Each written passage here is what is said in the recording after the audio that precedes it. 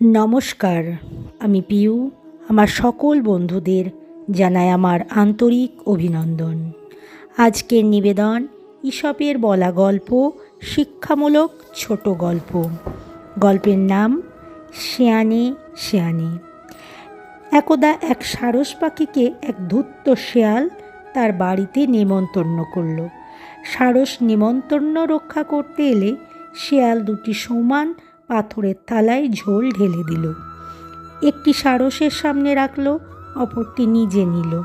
শেয়াল তার নিজের থালার ঝোল জিভ দিয়ে চকচক করে বেশ চেটে পুটে খেয়ে নিল, কিন্তু সারস বেচারা সুর লম্বা ঠোঁট দিয়ে কিছুতেই তুলতে পারল না।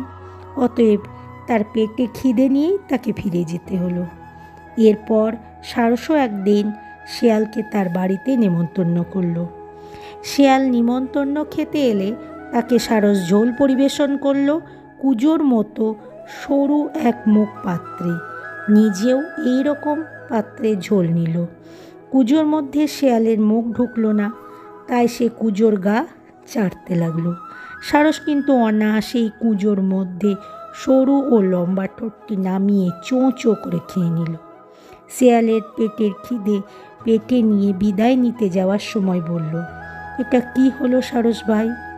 এ তোমার কীরকম ভদ্রতা?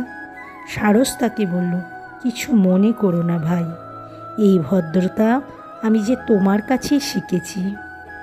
উপদেশ: ঢিল মারলে পাটকেল খেতে হয়।